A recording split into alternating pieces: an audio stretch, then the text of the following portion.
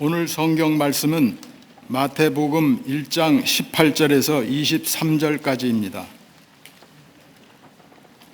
예수 그리스도의 나심은 이러하니라. 그의 어머니 마리아가 요셉과 약혼하고 동거하기 전에 성령으로 잉태된 것이 나타났더니 그의 남편 요셉은 의로운 사람이라 그를 드러내지 아니하고 가만히 끊고자 하여 이 일을 생각할 때에 주의 사자가 현몽하여 이르되 다윗의 자손 요셉아 내 아내 마리아 데려오기를 무서워하지 말라. 그에게 잉태된 자는 성령으로 된 것이라. 아들을 낳으리니 이름을 예수라 하라. 이는 그가 자기 백성을 그들의 죄에서 구원할 자이심이라 하니라. 이 모든 일이 된 것은 주께서 선지자로 하신 말씀을 이루려 하심이니 이르시되 보라 처녀가 잉태하여 아들을 낳을 것이요 그의 이름은 임마누엘이라 하리라 하셨으니 이를 번역한즉 하나님이 우리와 함께 계시다 함이라. 아멘.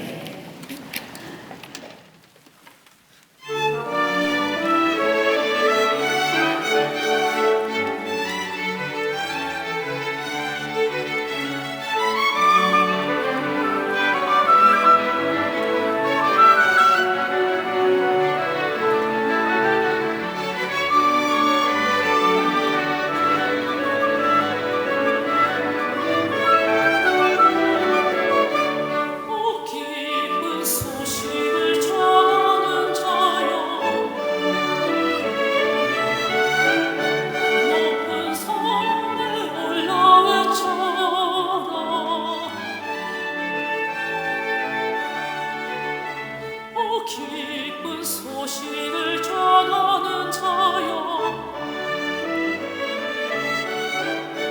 높은 산에 올라 외쳐라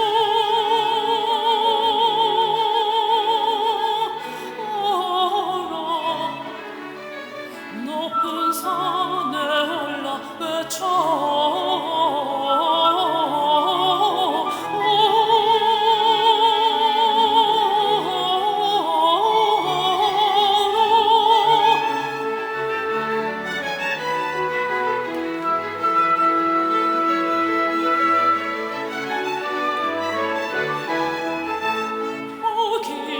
소식을 전하는 자여 소리 높여 크게 외치며 두려 마라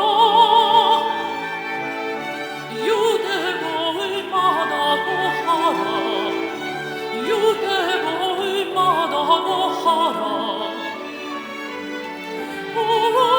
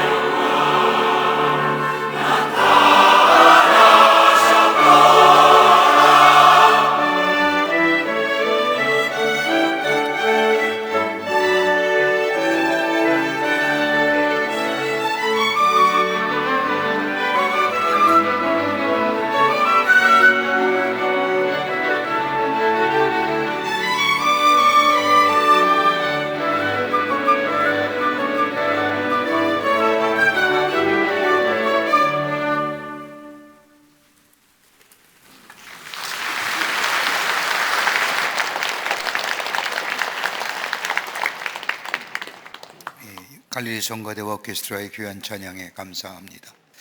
오늘 들으신 찬송이 핸델의 메시아의 한 곡입니다. 참 아름답죠? 이렇게 얘기해도 안 오시면 문제가 있습니다. 미국 텍사스주의 레스토랑인 체인점인 애플비라는 곳에서 일어난 일입니다. 그곳에서 근무하는 케이시 시몬스라고 하는 사람에게 놀랄만한 일이 벌어졌습니다.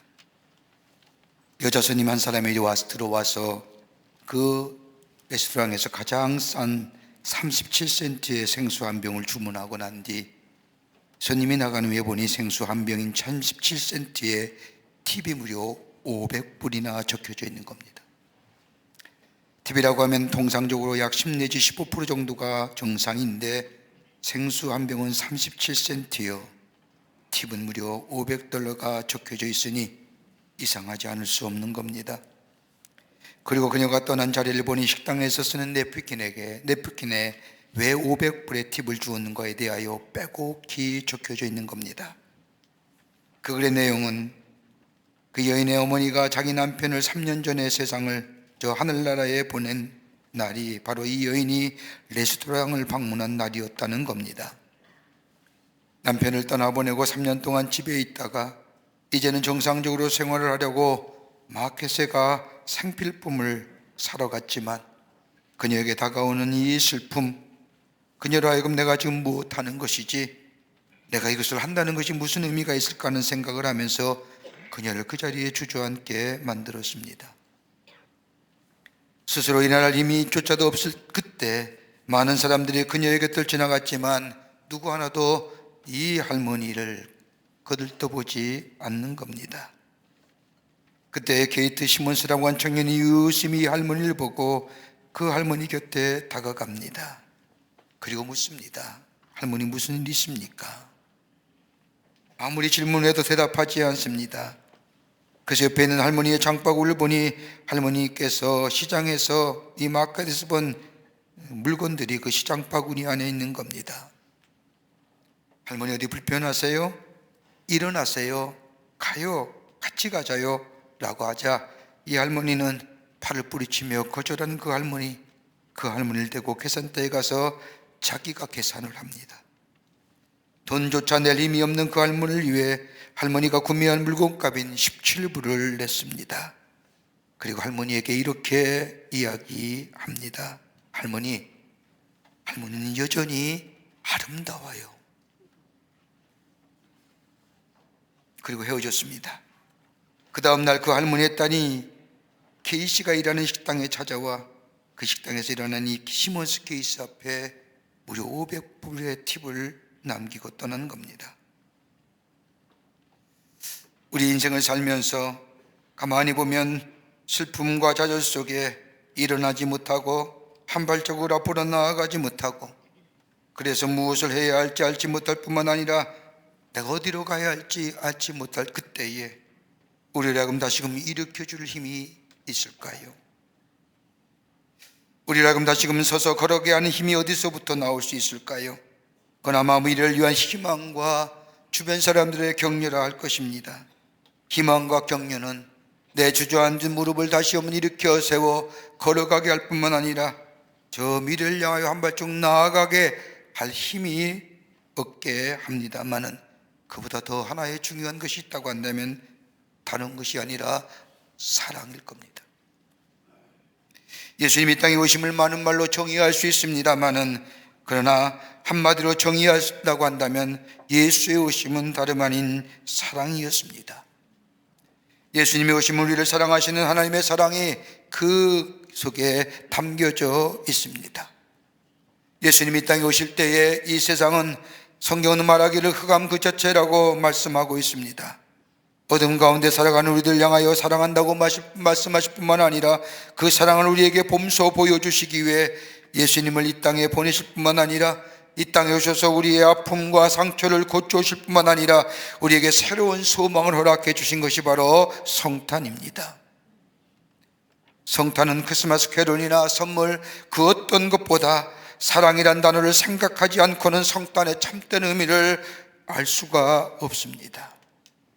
우리에게 다가오시는 하나님의 사랑, 이 땅에 오시는 하나님의 사랑, 그 어떤 말로 설명할 수 있을까요? 대림절을 보내면서 예수의 오심은, 즉 메시아의 오심은 사랑이라고 하는데 그 사랑의 내용이 어떤 건지, 이제 곧 우리 가운데 오시를 예수님, 주여 어서 오시옵소서라고, 주여 내 마음에 좌종하시옵소서라고 고백하며 우리 가운데 다가오시는 그 메시아의 사랑을 받는 그때 우리 안에 참된 회복과 자유와 평안의 삶이 넘쳐나게 될 때인데, 그 사랑의 내용은 어떤 것일까요?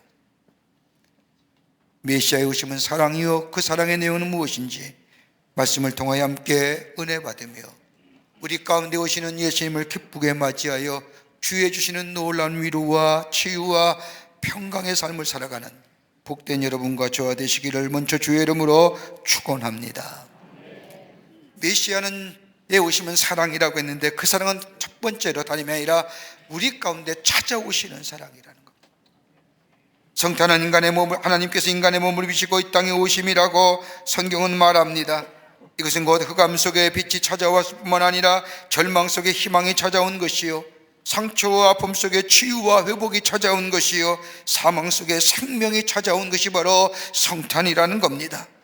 그러게 마태복음은 이사야서의 말씀을 인용하면서 마태복음 4장 14절의 말씀을 보면, 이는 선지자 이사야를 통하여 하신 말씀을 이리로 하심이라 일컬으되, 저 스불론 땅과 납달리 땅과 요당 저편 해변 길과 이방의 갈릴리에 이어 흑암에 앉은 백성이 큰 빛을 보았고 사망의 땅과 그늘에 앉은 자들에게 빛이 비추었도다 하였느니라. 압제로 인하여 고통을 당한 이스라엘 땅, 희망과 소망이 없는 그 땅, 가난과 고난이 일상이 되어 그 땅 속에 어둠과 흑암 속에 앉아 절망과 좌절 가운데 사는 저 이스라엘 백성에게 빛이 임하였다는 겁니다. 어떻게 살아야 할지, 어떻게 해야 될지, 무엇을 해야 할지 모르는 저들에게 해야 할과 더불어 어디로 가야 할지를 가르쳐줄 뿐만 아니라 일깨워주는 빛이 저들 가운데 임하였다는 겁니다.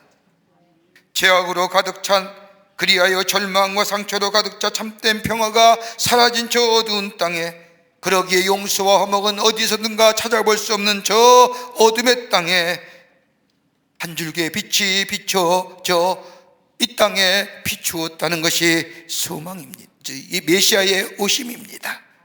그러기에 세상의 종교는 인간이 신을 찾아가지만은 우리 기독교는 하나님이 인간을 찾아오시는 겁니다. 하나님께서 우리에게 찾아오셔서 소멸의 이름으로 우리를 구원해 주시고 사랑해 주시는 것이 바로 성탄의 의미라 할 것입니다. 20세기 후반의 대표적인 사상가요, 지도자였던 체코공화국의 초대 대통령을 지킨 저 바질라프 하벨의 사람은 인간의 얼마나 흑암과 어둠 가운데 있다는 것을, 그리고 우리의 희망은 하나님께만 있다는 것을 이렇게 풀어 설명합니다. 인류가 추구하는 행복한 삶은 자기의 힘과 있음으로 인하여 구원에 이를 수가 없다. 민주주의나 사회주의나 그 어떤 이데올로기라도 우리의 인간의 행복과 만족을 줄 수 없다. 그러나 하나님께로 돌아가 그분을 구할 때에 그 안에 참된 만족과 행복이 있음을 잊지 말아야 한다고 우리에게 말씀하고 있습니다. 진정한 희망은 다른 그 어떤 곳에서 있는 것이 아닙니다.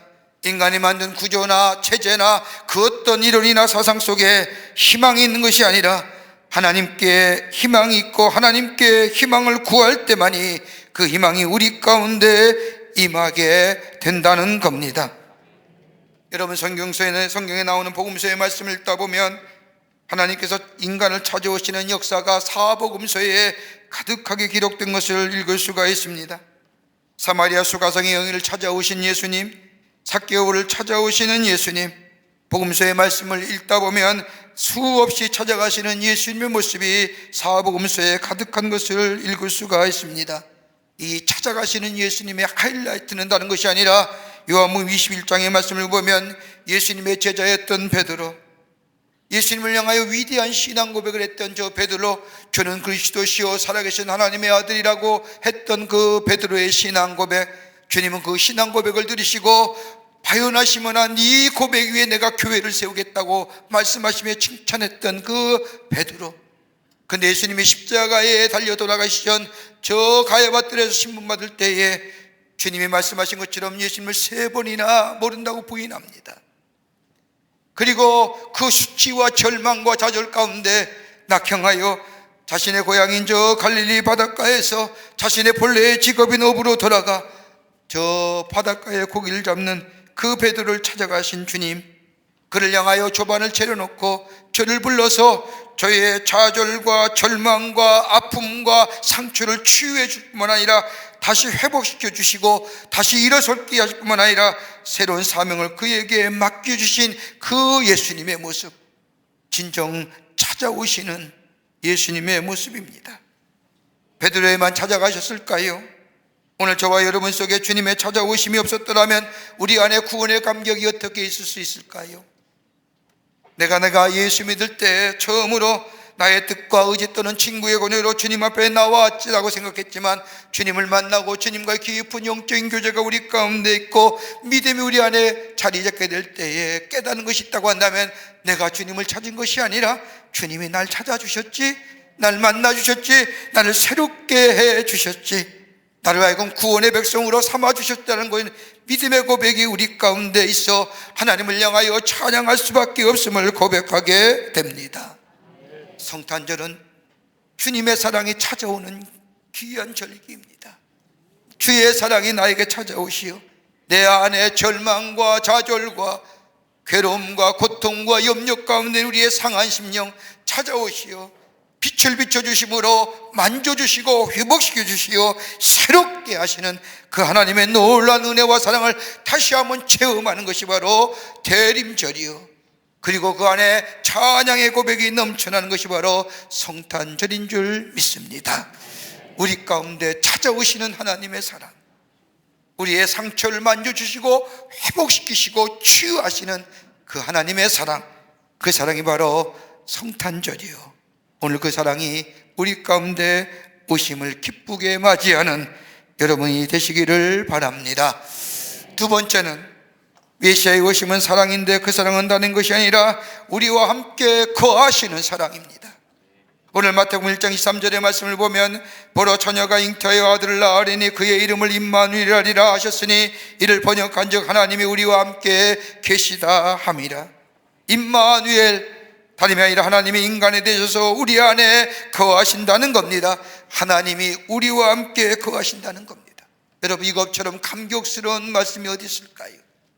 저 하늘 보좌를 버리시고 우리의 안에 찾아오시어 인간의 역사를 꿰뚫고 찾아오시어 우리와 함께 계시는 그 임마누엘 주님. 여러분, 이스라엘 역사 가운데 가장 비참한 단어가 있다고 한다면 그 비참한 단어는 것이 아니라 이가봇이란 단어입니다. 이가봇이란 단어는 엘리의 제사장의 며느리가 아이를 낳다 죽으면서 외쳤던 단어가 바로 이가봇입니다. 이건 다름이 아니라 하나님의 영광이 떠났다는 겁니다. 여러분, 성경의 말씀을 가만히 읽다 보면 이스라엘 백성 가운데 하나님이 떠나게 될 때에 이스라엘 백성이 찾아온 것은 뭐예요? 불안과 염려와 걱정, 즉 평안이 없는 삶이었습니다. 하나님의 영광이 떠나게 될 때에 저들 가운데 빛은 사라지고 흑암이 두려워지게 되었고 흑암이 두려워짐으로 말미암아 저들은 어디로 가야 할지 무엇을 해야 할지 알지 못하는, 눈은 떴으나 보지 못하는 존재가 되고 맙니다. 소중한 걸 빼앗겨도 찾을 수가 없습니다. 그러게 저들 가운데 기다리고 있던 것은 다름이 아니라 절망 그 자체였습니다. 여러분, 이스라엘 백성이 출애굽하여 저 시내산에 이르렀을 때에 모세가 저 하나님의 명령을 받기로 서 시내산에 올라갔을 때 이스라엘 백성은 저 땅 아래서 금송아지와 우상을 섬기게 됩니다. 하나님이 그 장면을 보시고 이스라엘 백성에게 말하기를 내가 너희들과 함께 가지 않겠노라 라고 말합니다. 이제껏 함께 하신 하나님이 저 이스라엘 백성의 죄악을 보면서 내가 이제는 너희와 함께 가지 않겠노라, 이 말을 들으니 이 모세, 내가 약속한 대로 가나안 땅으로 인도는 하겠지만 너와 함께 가지 않겠다고 하는 이 말을 들은 이 모세는 하나님 앞에 엎드려 간구하기를 하나님, 나를 차라리 죽여주십시오. 나를 죽여서라도 하나님이 이 백성과 함께 가셔야 합니다. 하나님이 동행하지 않는 삶은 광야에서의 죽음을 의미합니다. 하나님이 함께 하시지 않는 삶은 우리에게 아무런 의미가 없습니다 라고 하며 하나님과 함께 하나님이 동행하시기를 간절히 기도합니다. 여러분, 구약성서에 나타난 하나님의 모습은 어떨까요? 여러분, 성경 가만히 읽어보면 하나님은 부분적으로 나타내 보시는 하나님이 구약성경에 나타난 하나님입니다. 시대 속에서 상황과 사건 속에서 부분적으로 하나님은 이스라엘 백성에게 하나님 되심을 보여줍니다마는, 그러나 신약성경에 와서의 하나님의 모습은 다른 것이 아니라 성육신 하시어 우리 가운데 거하시는, 인간의 몸을 입으시고 우리 안에 거하시는 하나님, 온전히 우리가 만날 수 있고 볼 수 있고 느낄 수 있고 교제할 수 있는 분으로 우리 가운데 오시는 것이 바로 성탄절이요, 그것이 바로 메시아가 우리 안에 함께 계신다는 겁니다. 여러분, 이거 먹금 벅찬 감기가 어디실까요? 그러게 나는 홀로가 아닌 겁니다. 나는 고아가 아닌 겁니다. 오늘 주님이 내 안에 계십니다. 나와 동행하십니다. 그러게 요한복음 1장 14절의 말씀을 보면, 말씀이 육신이 되어 우리 가운데 거하심에 우리가 그의 영광을 보니 아버지 독생자의 영광이라고 예수님이 이 땅에 오심을 얘기합니다. 빛이 우리 가운데 오시오, 우리 안에 계시오, 우리를 비춰주신다는 겁니다. 이로 인하여 하나님과 우리의 교제가 인격적인 교제가 되었다는 겁니다.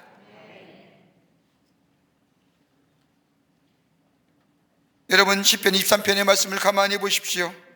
시편 23편의 말씀을 보면 다윗은 그냥 시편 23편의 신앙의 고백이 아니라 자신의 삶을 돌이켜보면서 드린 고백이 시편 23편의 말씀입니다. 아마 세계의 많은 그리스도인들이 가장 좋아하는 말씀 가운데 하나일 겁니다. 특별히 장례식장에서 이 말씀이 가장 많이 증거된다고 합니다. 여호와는 나의 목자시니 내게 부족함이 없으리로다. 여러분, 시편 23편의 다윗의 고백인 이 유명한 목자가 되시는 하나님에 대한 고백이 그냥 나온 고백일까요? 시편 23편의 말씀을 가만히 읽어보면 이 말씀에는 세 가지의 중요한 요지가 나옵니다. 하나님에 대한 고백입니다. 하나님 다른 것이 아니라 하나님의 인도하심이 내 인생 속에 있습니다. 또 하나의 고백이 있다면 하나님이 나를 보호해 주셨습니다. 하나님이 나의 선성이 되어주시고 나의 요새가 되어주시고 나를 보호해 주셨습니다. 또 하나의 고백이 있다고 한다면 하나님이 나를 때마다 시마다 공급해 주셨습니다. 내 삶의 여정 가운데 해마다 시마다 나에게 공급해 주셨다고 고백합니다. 그러기에 여호와는 나의 목자십니다. 목자가 양을 떠날 수 없듯이 우리 하나님이 나와 늘 동행해 주셨다는 고백이 시편 23편에 담겨진 신앙의 고백입니다. 여러분, 다윗의 인생의 여정을 가만히 보십시오. 그가 왕이 되었고 통일 이스라엘 되어 저 이스라엘 왕이 되었을 때까지 그의 삶은 언제나 쫓기는 삶이요, 그러기에 궁핍과 곤고함의 삶이었습니다. 그의 삶에 쫓기는 고 인하여 궁핍과 공평 속에 살았던 저의 삶 가만히 뒤돌아보면 그는 하나님이 늘 지키져 주셨습니다. 그러기에 인생에 남은 것 아무것도 남은 것 없지 같았지만은 그는 일평생 굶지 않았으며 하나님이 저의 삶을 채워주셨으며 때마다 시마다 채우셨던 하나님의 공급하심이 저에게 있었기에 여호와는 나의 목자시니 내게 부족함이 없으리로다. 하나님이 나와 함께 동행하셨다는 겁니다. 여러분, 이 고백이 시편 23편의 고백. 동행하여 주시는 우리 하나님, 그것이 바로 메시아의 오심이요, 그것이 사랑으로 나타나 바 되었다는 겁니다. 우리와 함께 거하십니다. 우리 주님은 우리와 동행하기를 한 번도 거절한 적이 없습니다. 우리가 주님을 거절한 적은 있지는 모르지만은 우리 하나님은 한 번도 우리와 동행하시는 것을 거절하지 않습니다. 우리와 함께 머물러 주시고 우리 안에 좌정하시고 우리에게 말씀하시며 우리의 산성이 되어주시고 우리의 피난처가 되어주시고 우리의 반석이 되어주시고 우리가 요새가 되어주시며 우리의 삶을 보호해 주시는 그 하나님의 놀라운 사랑, 그것이 바로 메시아의 오심이요, 그 주님을 기쁘게 받아들일 때에 주님은 우리와 동행하시어 우리를 구원의 소원의 항구로 하나님의 약속하신 약속의 성취로 인도해 주시는 놀라운 은혜가 우리 가운데 임하게 되는 줄 믿습니다. 저 시편 90편의 말씀을 보면 모세가 하나님 앞에 기도하지요. 그 기도 제목 가운데 인생의 연수는 길 짧으면 70이요 길면 80이라고 인생의 연수를 얘기하는 것이 아니라 시편 90편의 말씀을 가만히 보면 가장 중요한 말씀은 주여 어서 오시옵소서. 나의 삶의 만족과 기쁨이 없습니다. 나의 삶의 기쁨이 사라진 지 오래입니다. 내 인생의 70과 80을 산다 할지라도 내 인생의 모든 내용은 수고와 슬픔뿐인데 내 인생의 기쁨과 만족은 다른 것이 아니라 주님이 내게 오셔서 내 안에 계시어 나와 동행하실 때만이 내 안에 참된 기쁨과 만족이 행복이 있습니다라고 하는 고백입니다. 그러기에 메시아의 오심은 우리와 함께 하시기 위해서 오시는 예수님, 그 주님을 우리가 모시게 될 때에 그 함께 동행하심의 사랑이 우리를 늘 안전한 곳과 소원의 안구로 우리에게 기쁨과 만족과 행복을 가져주는 놀라운 하나님의 축복을 주시기 위한 하나님의 은혜요, 그 사랑을 받아들일 때에 우리 안에 그 은총이 임하게 되는 줄 믿습니다. 끝으로 메시아의 오심은 구원하시는 하나님의 사랑입니다. 인간의 몸을 위시고 이 땅에 오시는 이 메시아의 탄생은 다름이 아니라 구원하시는 하나님의 사랑이라는 겁니다. 오늘 마태복음 1장 21절의 말씀을 보면 아들 낳으리니 이름을 예수라 하라. 이는 자기 백성을 그들의 죄에서 구원하실 자이시미로라 라고 말합니다. 예수님께서 인간의 몸을 입으시고 이 땅에 오신 궁극적인 목적은 다른 것이 아니라 죄로 말미암아 죽을 우리를 구원하시기 위해서 이 땅에 오신다는 겁니다. 여러분, 하나님께서 인간을 창조하실 때에 하나님은 인간과 교제할 수 있도록, 인간을 하나님과의 관계되어 살 수 있도록 창조하셨습니다. 그런데 인류의 조상인 아담과 하와가 사단의 꾀임을 빠져서 내가 하나님이 될 수 있다고, 하나님을 의지하며 살아갈 필요가 없다고, 하나님을 통하여 살아갈 수 없다고 하면서 내 스스로가 살아갈 수 있다고 하는 이 꾀임에 빠져서 이 유혹에 넘어져 하나님을 떠납니다. 하나님을 떠나 사는 삶을 여러분 뭐라고요? 죄예요. 여러분, 죄가 우리가 흔히 드러나는 행태를 가지고 죄를 얘기하지만 여러분, 죄의 근본을 가만히 따져보면 하나님 없이 살 수 있다는 것, 하나님과의 분리된 관계가 죄예요.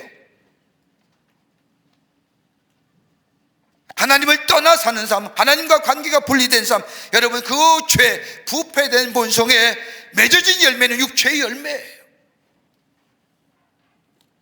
그 안에는 아무리 선한 것이라 할지라도 선한 것이 없는 거예요. 하나님과의 관계가 끊어진 것을 뭐라고 얘기해요? 사망이라고 얘기하는 거예요. 죽음이라고 얘기하는 거예요. 인간은 본래 영원히 살 수 있도록 하나님께서 창조받았는데 죄로 인해 하나님과의 관계가 단절되니 하나님을 떠난 삶은 뭐예요? 종국적으로 흙으로 젖었기에 흙으로 돌아갈 수밖에 없는, 그것이 곧 사망이요 죽음이요 하나님과의 단절됨으로 얻어지는 결과예요. 그런데 그 안에서도 우리 가운데 오시는 예수님을 맞이하는 자, 예수님 말씀하는 것처럼 하나님이 세상을 이처럼 사랑하사 독생자를 주셨으니 누구든지 저를 믿는 자마다 멸망치 않고 구원을 얻는다고 하는 말씀처럼 이 세상의 모든 하나님의 피조물 된 저 인간 세상에 사는 모든 이들 위해 그를 믿는 자마다, 예수를 믿는 자마다, 하나님과의 관계가 회복되는 자마다 영원한 생명을 주신다고 하는 약속의 말씀, 우리의 생명이 영생으로 넘어갑니다. 여러분, 하나님과의 관계가 끊어지면 우리 안에 다가오는 것이 뭔지입니까? 궁핍함입니다. 곤고함입니다. 죄와 아픔과 그리고 고통과 질과 우리의 인생을 사로잡기 시작을 합니다. 그로 인하여 우리 안에 공허심과 낙심이 들어오게 될 뿐만 아니라 이를 극복하기 위해서 인간은 할 수 있는 모든 것을 다 시도해 봅니다. 여러분, 도덕과 윤리와 철학이 인간의 낙심과 공허감과 그리고 절망과 좌절의 것들을 해결해 주던가요? 아무리 노력해도 우리 안에 담겨진 이 공허와 좌절과 절망은 해결할 길이 없습니다. 왜요? 죄의 결과이기 때문에. 죄의 문제는 인간의 실존의 문제요, 인간이 살아있을 동안 끊임없이 고민할 문제가 죄의 문제입니다.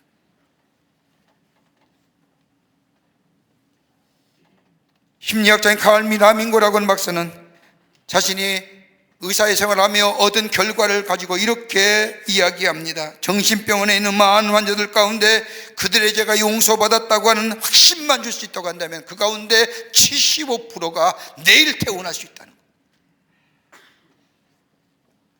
죄에 대하여 용서받았다고 하는 확신만 줄 수 있다고 한다.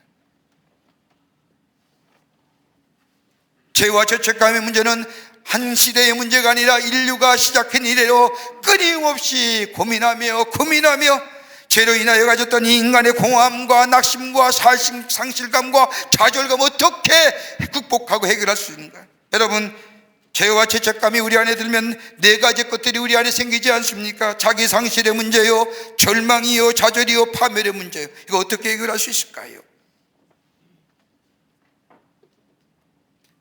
다름 아닌 우리 예수 그리스도, 우리를 자유케 하시기 위해서, 죄와 죄책감에서 자유케 하시기 위해서, 하나님과의 단절된 관계를 회복시키시기 위해서 인간의 몸을 입으시고 이 땅에 오실 뿐만 아니라 저 십자가의 대속의 제물이 되시어 십자가에 달려 돌아가심으로 하나님과의 우리의 죄로 인하여 막혔던 관계를 회복시킬 뿐만 아니라 그 주님을 모시는 자마다 하나님을 아버지로 보이며 하나님과의 깊은 영적인 교제 속에 우리 안에 새로운 구원의 역사와 더불어 새로운 영생의 삶을 살아가게 하시는 그 놀라운 은혜, 그 하나님의 사랑을 우리에게 주시기 위해서 우리 예수님께서 저 하늘 보좌를 버리시고 인간의 몸을 입으시고 이 땅에 오신 것이 바로 메시아 오심이요, 이것이 바로 성탄절입니다.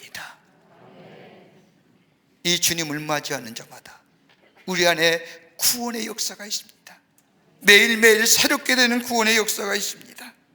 그러기에 메시아의 오심은 다른 것이 아니라 우리를 사랑하시기에 우리에게 다가오시는 예수님, 그 사랑은 우리에게 찾아오셔서 우리를 치유하시고 회복시킬 뿐만 아니라 함께 하실 뿐만 아니라 우리를 구원하시는 그 하나님의 사랑, 그 사랑을 주여 어서 오시옵소서, 내 마음에 좌정하시옵소서라고 기쁘게 맞이하는 자마다 치유와 그리고 통행하심과 그리고 구원의 놀라운 은혜가 우리 가운데 임하게 되는 줄 믿습니다.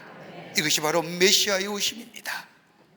매일매일 점점점 우리 안에 다가오시는 이 예수님의 오심, 그 사랑 기쁘게 기다리고 기쁘게 영접하여 치유와 구원과 동행하심의 놀라운 은혜를 경험하며 기쁘다, 구주 오셨네, 만백성 맞으라고 외치며 찬송하는 그 놀라운 은혜가 여러분과 저 가운데 넘쳐나시기를 주의 이름으로 축원합니다. 하나님 감사합니다. 저희들 주께서 사랑해 주셔서 하나님의 백성 삼으심에 감사합니다.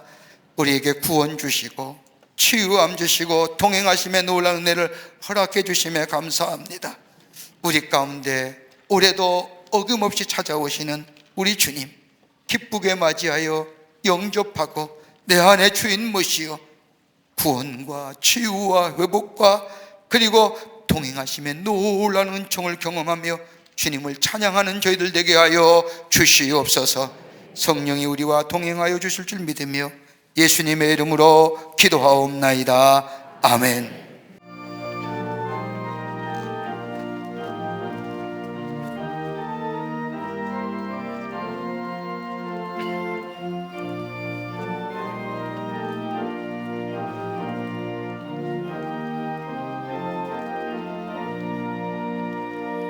그 맑고 환한 밤중에 무천사 내려와 그 손에 빛바 들고서 다 찬송하기를 평강의 왕이 오시니 나 평안하여라.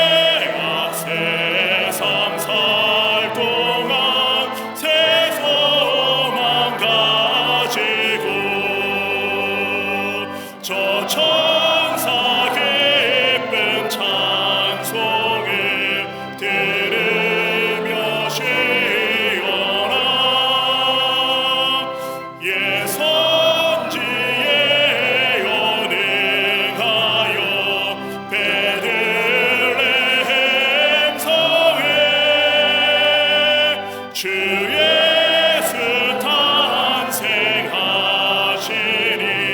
온 세상 구주라.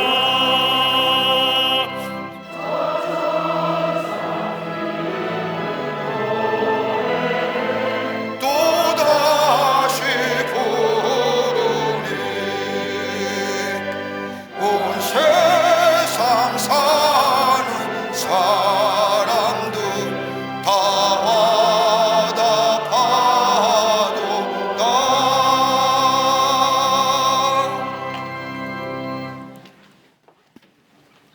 지금은 우리 주 예수 그리스도의 크신 은혜와 하나님 아버지의 한량없으신 사랑하심과 성령님의 인도하심이 거룩한 주의 날 예수의 오심을 기다린 대림절에 주의 전에 올라와 하나님 앞에 예배하며 주여 오시옵소서 내 마음에 자정하시어 나를 새롭게 하여 주십시오라고 하나님 앞에 기도하며 찬송하며 주님의 오심을 기다리는 우리 모든 사랑하는 광림의 권속들과 영상을 통하여 예배에 참여한 모든 이들 위해 주께서 지금으로부터 영원토록 함께 하시기를 간절히 축원하옵나이다.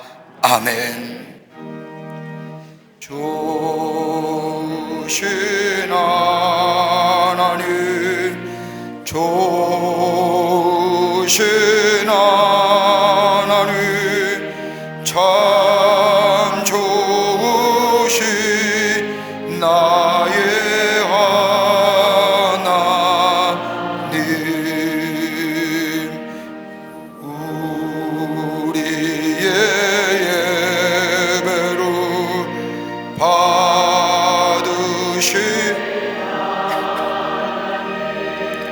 참 좋으신